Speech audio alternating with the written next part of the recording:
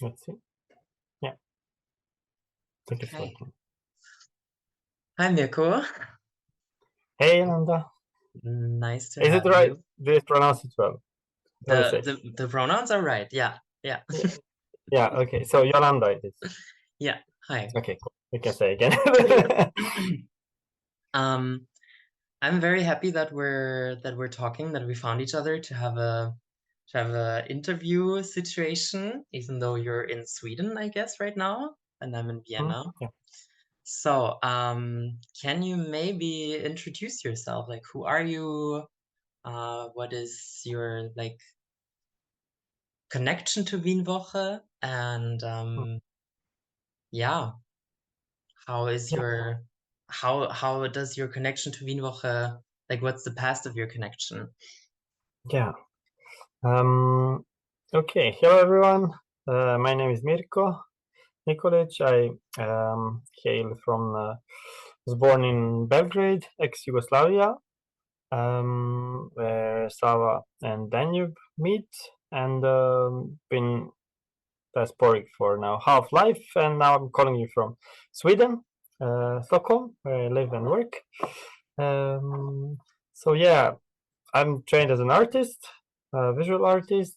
First was doing lots of 2D work, graphics and painting, and performance on the side, and yeah, since at some point, it's become performance in its different modes and modalities, but mainly site specific or place specific, and so it usually takes place in zones that are the performance take place in zones that are impacted in some ways by extractive industries mainly, but also where alternatives thrive. So also the piece we'll talk about today is does is works along similar lines.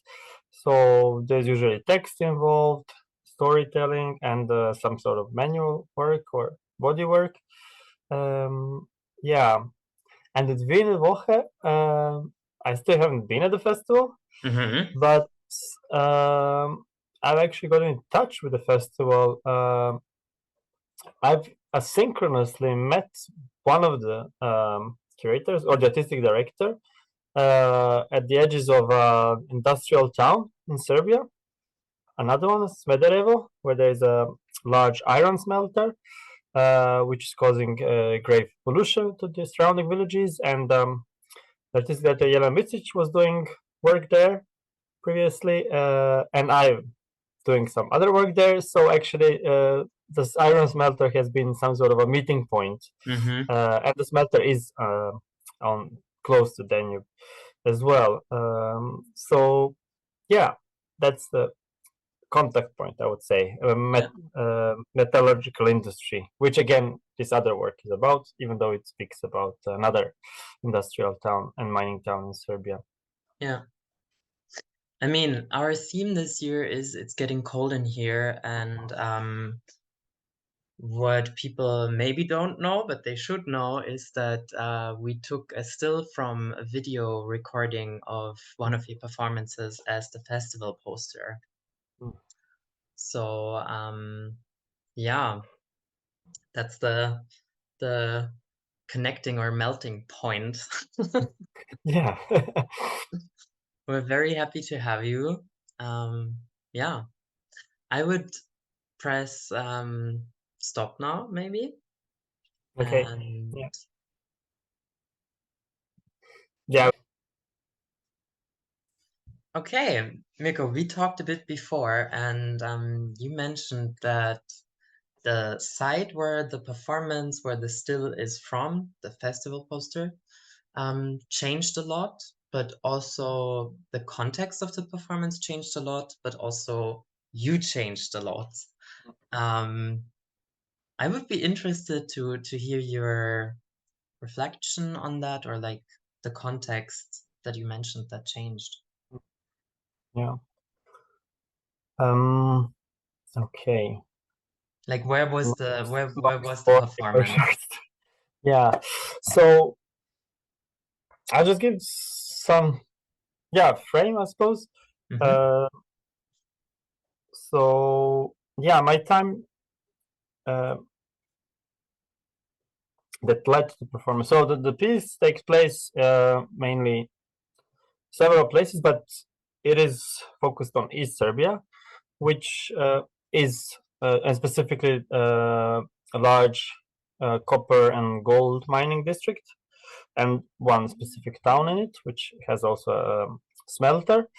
So this has historically been a very important place for Yugoslavia, and it's been one of the main mining areas. So it opened in modern times. It's been mined also. It's important to understand. I think the piece also reflects on that. Actually, it's also the area itself is the cradle of it, like from our understanding of archaeology today, is the cradle of mining in the world. One of the two places, including in Anatolia, in today's Turkey, and this part of the Balkans, was the place where copper metallurgy was invented, actually. So some 7,000 and more years ago. So it has still these sites from that era, and then it has been mined in by different empires, actually. Uh, Ancient Roman, then in the Middle Ages, and through in Austro-Hungary, and through to the modern times, in the independent Serbia times. The modern operation starts in 1903. It was found by a then Serbian industrialist, the deposit, and then the mine was developed as by French capital, and its twin mine, which is the same district, was developed by Belgian capital.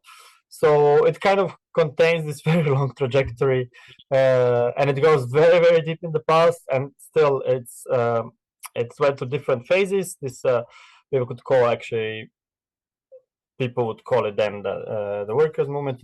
Until the 40s, it was under this proto-colonial management by the French capital, and there was huge workers organizing, but also peasants organizing in the area. Then after the war and revolution, it went under worker self-management, and so it went on like this until the 90s and 2000s, through all these transformations of the country, and it's moved towards capitalism. And then essentially since mid 2000s there were attempts to sell it, and eventually it was sold in 2018 to a large China-based multinational specialized mainly in gold. And since 1st of January 2019, it's under new management. But my first time there was actually in 2015. So it was, yes, let's say, kind of, towards the sunset of the, let's say, socialist era. So it has lots of meanings that it carries with itself, like and not all of this is, can discuss today. It's not even possible to get all this from the work, but it was this moment when actually it was still in public ownership, and I got access effectively through this European EU Culture Fund project, which was called Frontiers in Retreat.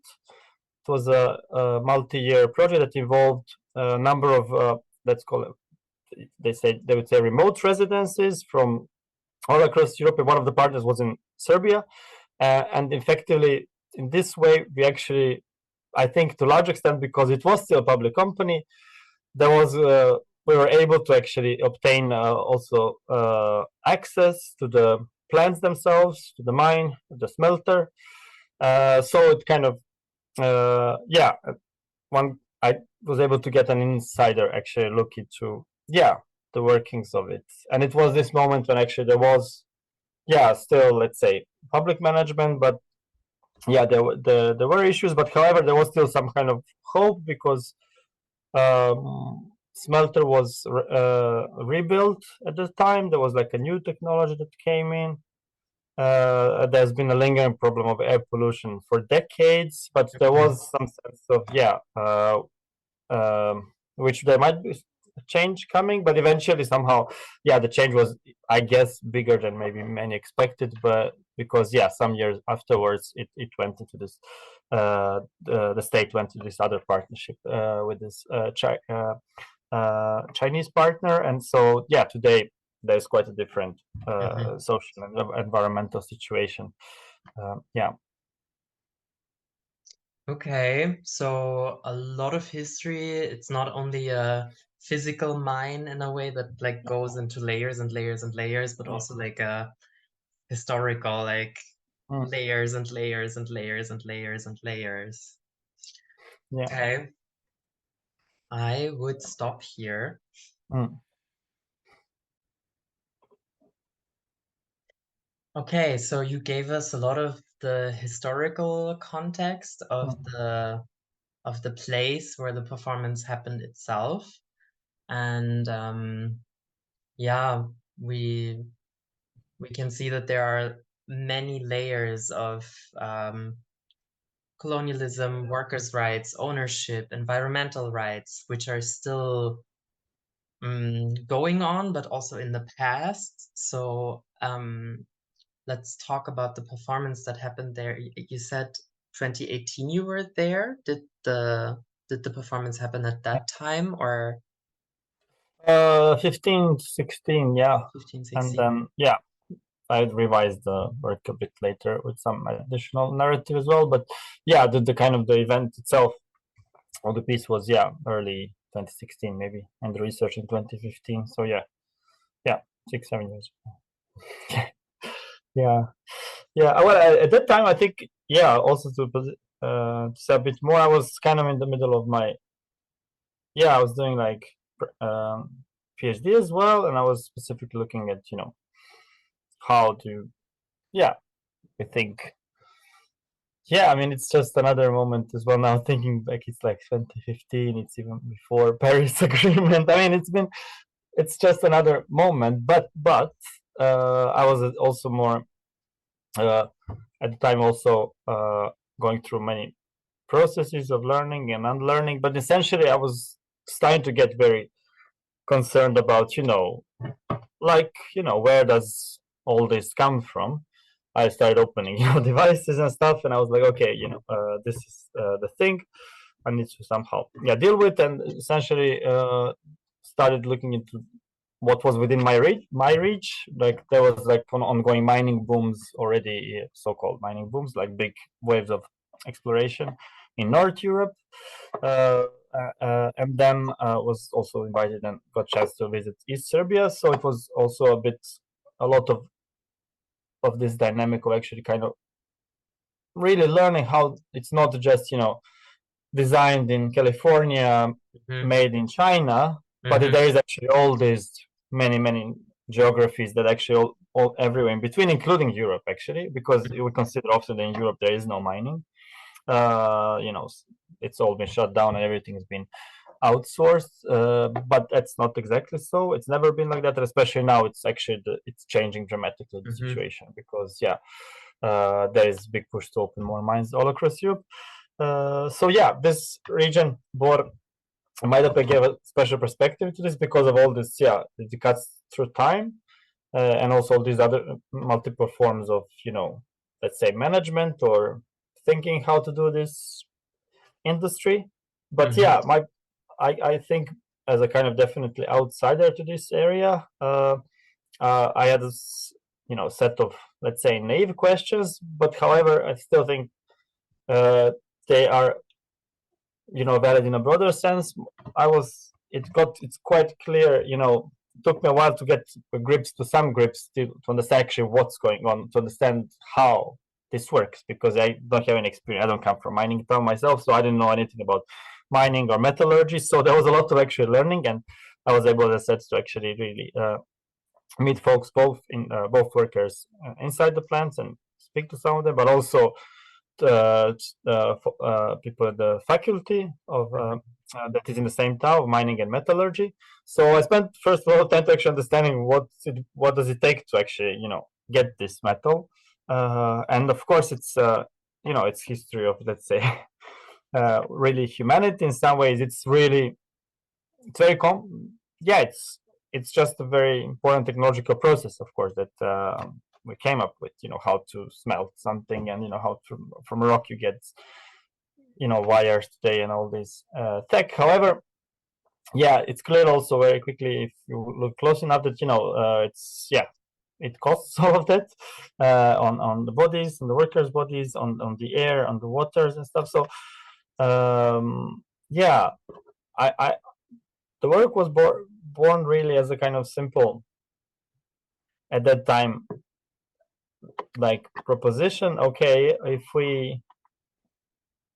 if somehow we, again, this is very complicated, aware, but to some extent there is a social, understand there is a social necessary need for some of these technologies, and we want to keep using them. How do we do it? But not only on our own terms, but also in more broader sense, how do we do it on terms of, on the Earth's terms? And it's one of the kind of thoughts that came up also during these wanderings. There was actually, okay, yeah, maybe we can do it, but the only way I could see it work is if we would actually somehow approach the times of the Earth. So the fact was, okay, I thought, well, yeah, maybe if we mined on a scale of millions of years, it could work.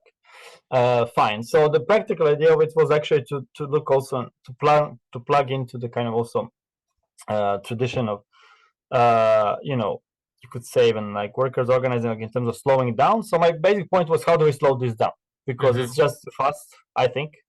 And it's just not possible, especially if you look at the scales how mining as industry developed over the last, in the modernity, or at least from colonial modernity and so forth, from the 1400s on. Actually, what we're talking about today as mining has very little to do with what like was like in the Middle Ages or before. Like literally the scale, and especially from 1900s on, the scale, and you can see all these like hockey sticks in terms of production of all the metals, iron and copper mainly, but others as well. They're all like this, like the scale and speed is just incomprehensible.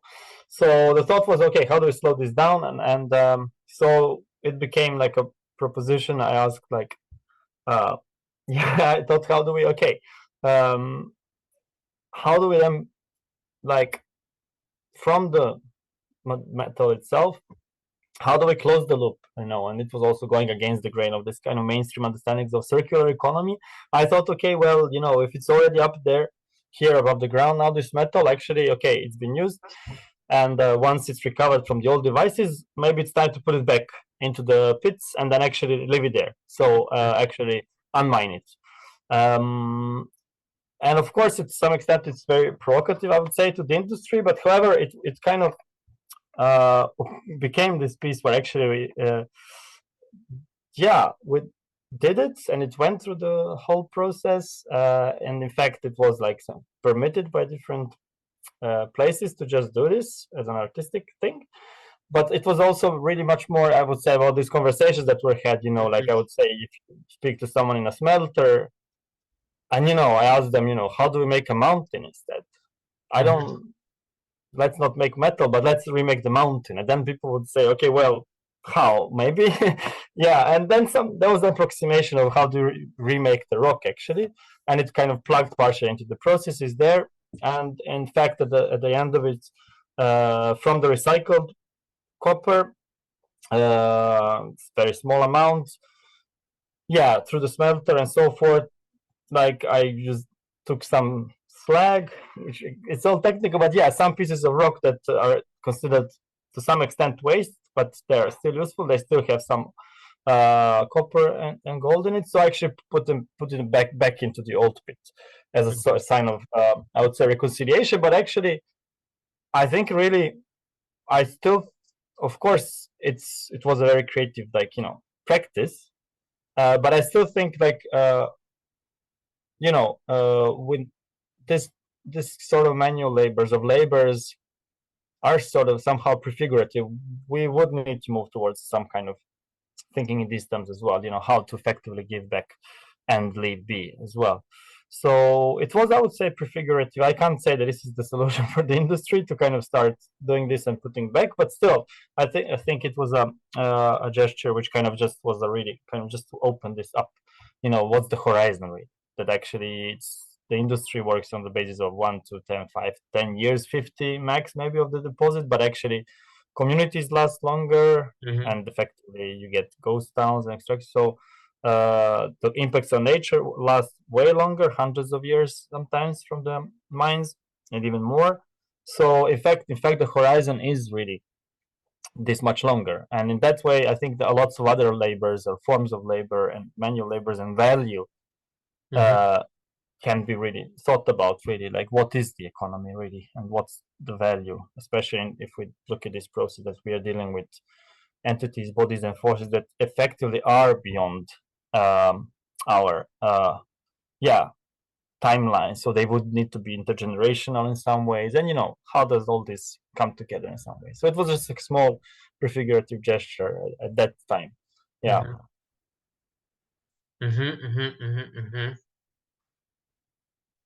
Yeah, I'm thinking a lot right now. And like just opening up the question about like how do you build a mountain, and people realizing like, okay, we have all this technology to like deconstruct and like mine, but we have no technology that tells us how to, or like we don't use the technology in that way. Maybe we do have the technology, who knows, to like rebuild. Because yeah, what you said about like closing the loop, we don't think of a loop, we think of lines which only we can see. So yeah, good. Yeah, I mean that's the tricky thing. Yeah, like these so-called extractive industries. In fact, they are linear. Now it's kind of course, recycling and so forth is moving forward. But even recycling has its very important like limitations, and you never get.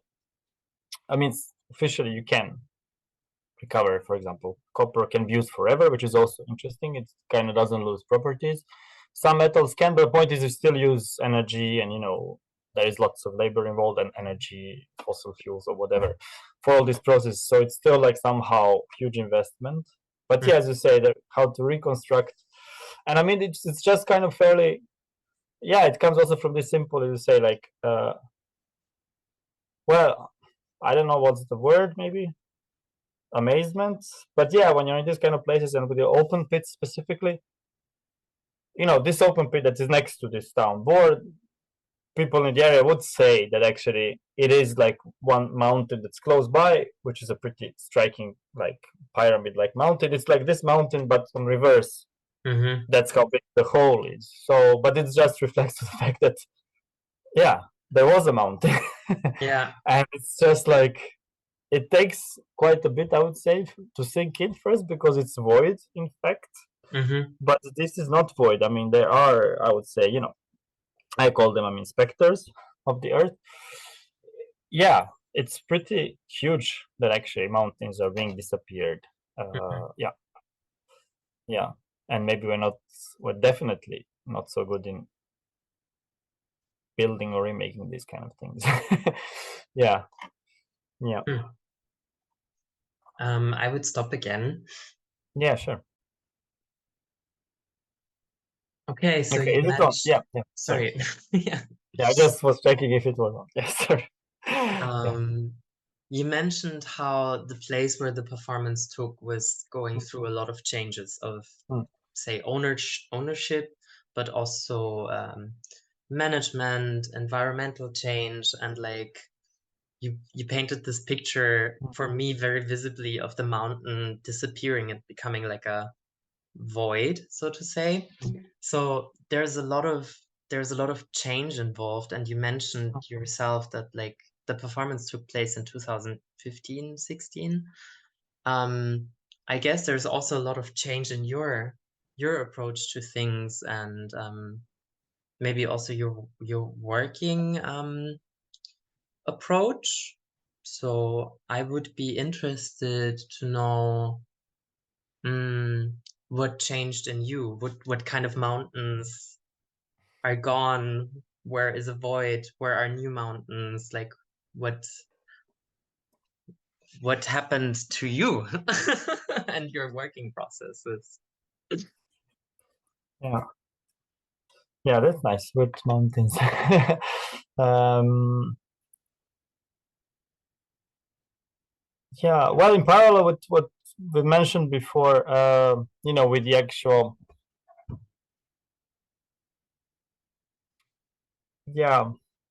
Well, with the shift in discourse now and the increasing pressure to actually mine, because now the elephant in the room is that, you know, for the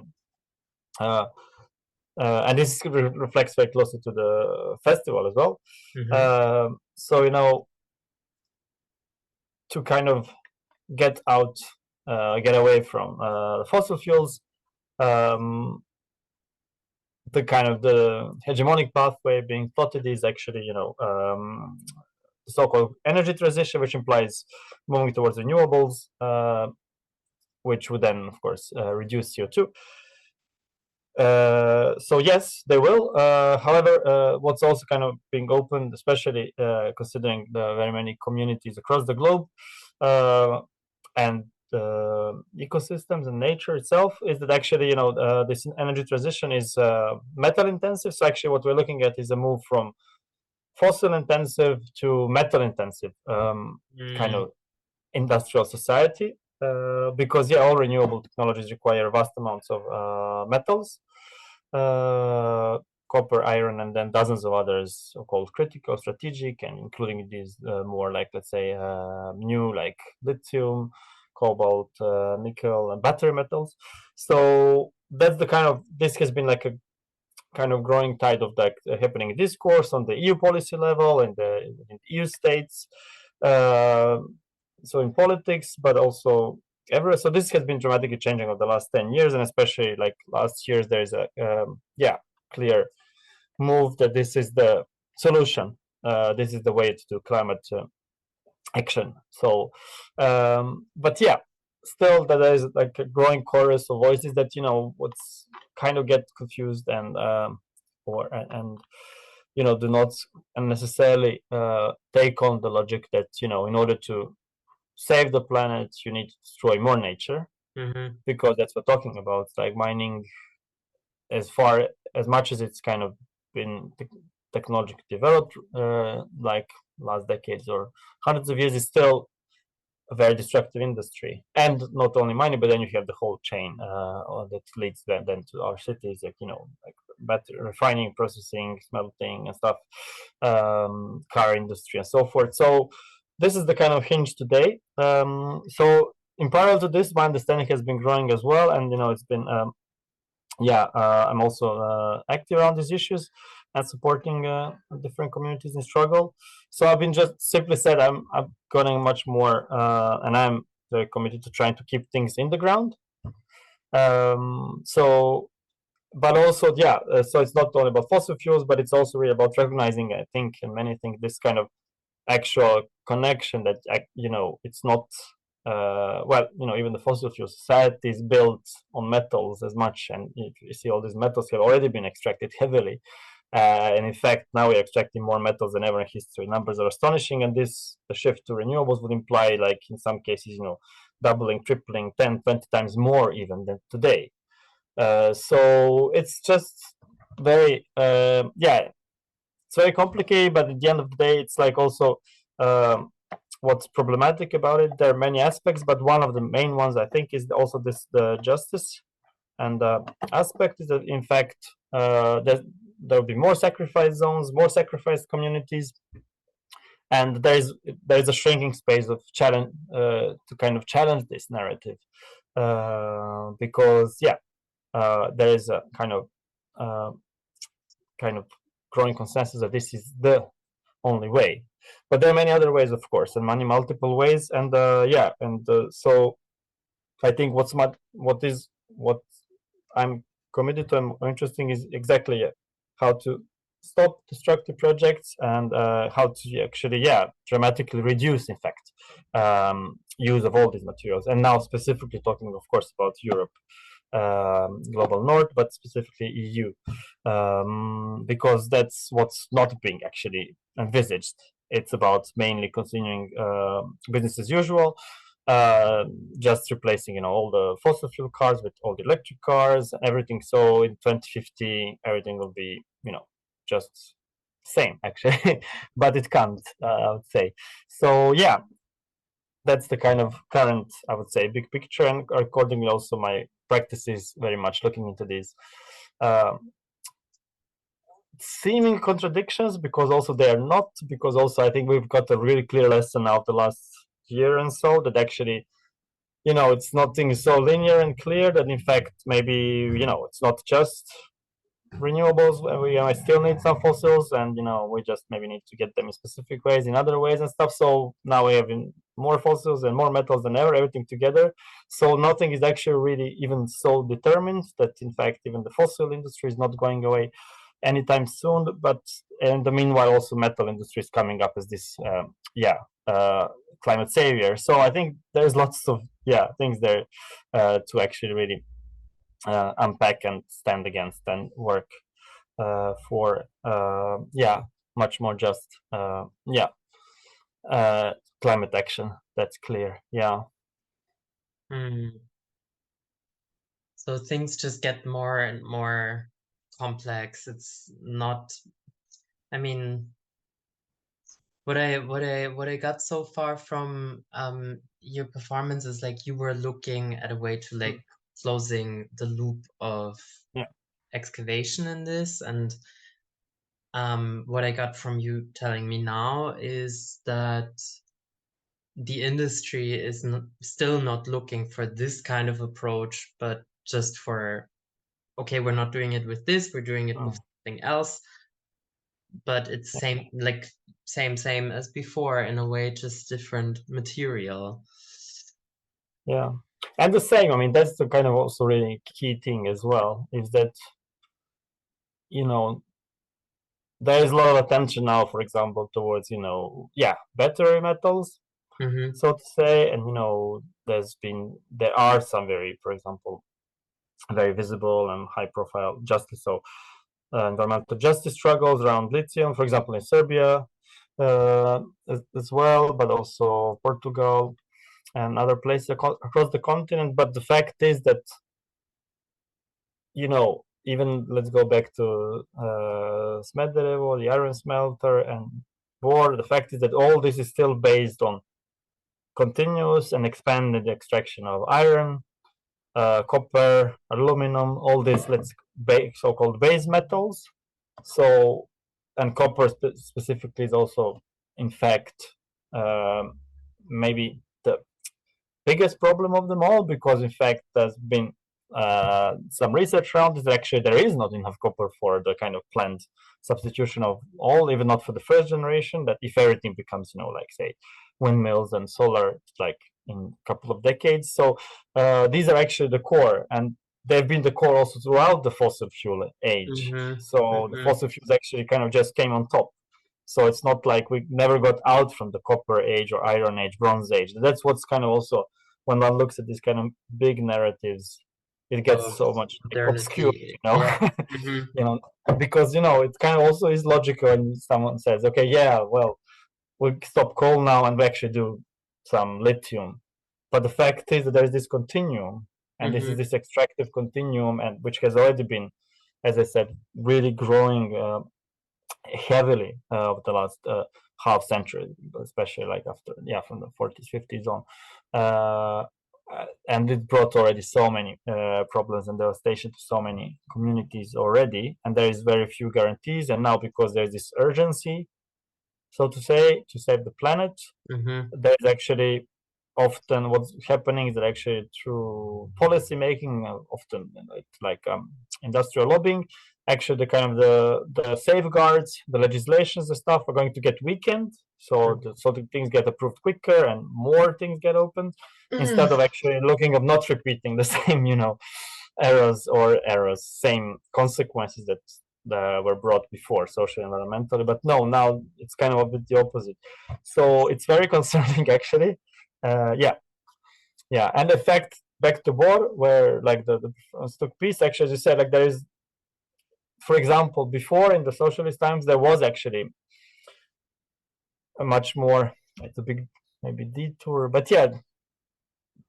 there's been manufacturing, well, not just extraction. So there's been a much more like larger, let's say, ecosystem of industries. There was no recycling then, but there was factories and stuff. But then things were dismantled. So actually now we have actually mining only. So that somehow I think it's gotten much less sustainable. There is no like this development, let's say, of some sort of more forward-looking technologies on the one hand, but on the other hand, there's also this massive expansion. So now the volume of extraction is expanding by 2.5, and it's already like we're talking. It's not one hole we're talking about. It's like 5 open pit mines and 2 underground mines, and maybe even more in the future. And everything is being explored. Everything in the whole region. So people actually, the villages need to be relocated because effectively mines are encroaching them now, and they have been already for a while. But there is nowhere to go, in fact, almost, because kind of exploration is everywhere. So there is no there is not this. I would say there is no plan really, apart from this monocultural. It's the monoculture of extraction, which then of course will end. And when it ends, it's gonna be it's a whole, it's a very big area with very specific ecology and nature, very rich, and it's been home to different types of also land use. So there's no exit plan, simply, and that's the problem, I would say. So maybe the things now are working for 10, 20, 30 years, let's say, or even 50, but what is They're actually not 50 working. if in fact there's not going to be, it's almost maybe not going to be possible to live there afterwards, so I think these are the questions that actually are key today, as there is the kind of course, we are already in the middle of this transition and whatever it might do, but it's time to really kind of somehow change everything. Simply said, but it doesn't mean just it's not as simple as changing a technology. It's just much more structural. It's about stopping these patterns of exploitation, essentially, of workers and nature, and of course there's disparities geographically, regionally, and now the fact that this region of Serbia is a periphery within a semi-peripheral country of Serbia, which is a EU candidate. But it's the companies are there's big multinationals, and it's definitely increasing a lot of tensions, and there's not a real justice consideration there, I would say, or equity around how this is happening there, but also in many other places in the world, of course.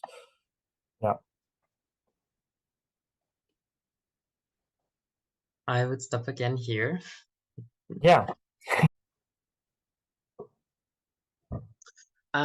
in Vienna, it's like the end of July now. We have a lot of discussion going on with our chancellor being like, what is normal, what is not normal, and he made like climate activists, for example, to be out to be not normal and to be like extremists. So we just had a small talk off camera, where you mentioned that there's a lot of protests going on in this mining area in Serbia, and you shared a bit of detail. I would like you to give us more insight on that, actually. I mean, it is a bit following this, as you said, politics trend like in Europe of definitely harsher legislation and crackdowns on environmental and climate activists. But exactly, like what is in fact normal? Because I think I mean, you mentioned that there was a whole mountain basically exploding. I mean, that's the thing, like how do we accept then as a society, like how is it actually the technical way to think about this, is what gets called, like in the movements or in literature, people say social engineering of extraction is that how it gets normalized, this kind of amount of destruction. It's and it gets normalized through law and policing, and in fact here, like in the area of Bor and Majdanpek, in fact, the things are really disappearing in front of people's eyes. So there's a new speed to it, new intensity, And yeah, things are changing just very rapidly, really. Like, you know, there's people that, you know, they would literally, like, an open pit would come into their backyard out of sudden. And it's not like we are talking here, it's like, as I said, it's been mined for more than 100 years. Many people here worked in the mines, or everyone has in a family someone who's worked. So, you know, that's has been the core industry. And, you know, it's not like people are not used to this, and it's like part of their reality, of course. But there is something with the fact that actually the company has been expanding without permits, starting construction without permits, doing yeah, multiple violations and so forth. So, and I think the most visual, in fact, moment was last June, when one mountain peak above Majdanpek, which is the second mining town after Bor, it's the same company in the same district, got actually exploded, and this is really like above people's houses, and actually the rocks came down towards the city, and this is the mountain that actually protects the city from the pit, which is just behind. So, which was followed then by a 3 months long occupation, and yeah, and the activists were eventually harassed and arrested. But the fact was, yeah, like, mountains are disappearing in real time, and it's like, what the question is really like, what people ask is really like, yeah, what's the plan? Where is the line? Actually, no one knows where is the line. That's the thing. Like, where, like, this whole town, Majdanpek, seems to be now within the mining field, according to documents, but no one says this to people. So it's like, are we sitting now on the mine? Are we inside the mine? Yeah.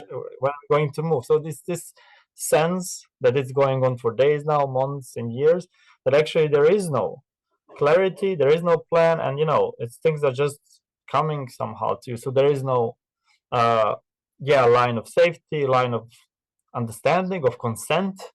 There are no lines, and I think this is just a bit more endemic to like some this bit wider condition that we spoke about. This kind of, yeah, yeah, that global north is plunging into, yeah, this kind of transition a bit this way. Like, yeah, there's gonna be, you know, decisions made, and some things are gonna be made abnormal, unnormal, policed, and repressed, because, yeah, there is only one way to do this, and there is much less effort is invested into actually real actual discussion and consent and understanding where we want to go.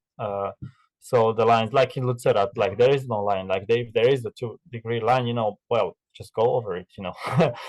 So that's the thing. Like, I think that's what's the kind of really scary for many people, especially in the front line, so to say, or extraction zones. But I would say it is much broader condition in some ways, because, yeah, like, as we see now also with these degrees of heating and stuff, like, you know, like, there is no clear, like, you know, yeah, there was a, you know, where are we going? Is it 1.8, 2.3, 2.84 degrees heating? Like, there is actually no line. It's just like everything is a bit shifting, and, you know, it doesn't matter as long as, you know, let's say extractive capitalism continues. So, yeah, I think that's why actually so many people are actually drawing the line, and drawing their red lines, and it's really this, like, it's like, you know, stop my body, like, it's this kind of moment as well, but also on this kind of planetary level. Yeah. I Yeah, I couldn't find something more uplifting, but no.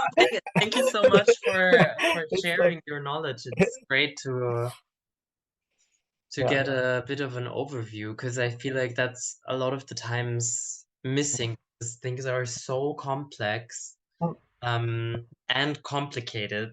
They're not Yeah, only complex, they're also complicated, and yeah, like, yeah, yeah. where No, of is course, it's nothing is, you know, simple to say, but no. yeah, yeah, but the asymmetries are just very clear, you know, and yeah, Yeah. the effort of normalization. That's why I'm actually mostly interested nowadays. But yeah, that's another. Is this kind of normalization, and that's what many people are working now on. Like, yeah, how do you make all this normal? Mm, Just that, you know, and that's the kind of also where the inflection points are, because actually nothing is really normal in this whole mm, supply chain, but everything needs to be constantly normalized. mm-hmm. So all the protests, all the activities are, you know, attacked. But then I guess that's the work also for cultural work is very interesting. How do you, you know, actually, yeah, take these steps out of it and like just say like what the hell is this? Yeah, but it's tough, especially on the front lines. Of course, it's kind of extremely, yeah, that's where it gets really dramatic, because you know you can't, it's almost impossible to like contest, yeah, once the machines are in, it's very hard. Yeah, Yeah. yeah, yeah, because then there's the economy, and you know it's very dramatic to see also Economy. how, yeah, because that's the thing, Yeah. like how now with especially ESG, environmental and social governance, the adapting strategies, I mean, how things get turned into transactions, in fact. And then if you say, well, okay, this is not for sale, we don't sell like a river or mountain, that's totally like really outside of the out of this world. Like it's just so, yeah, sometimes like really like, wow, yeah, amazing, like, yeah. But again, I mean, there's so many people and so many movements, of course it's like really also, yeah, there's many amazing stories as well, but yeah, it's tough. Yeah, Hey, I would close the talk off here. yeah, Um, let's stop recording.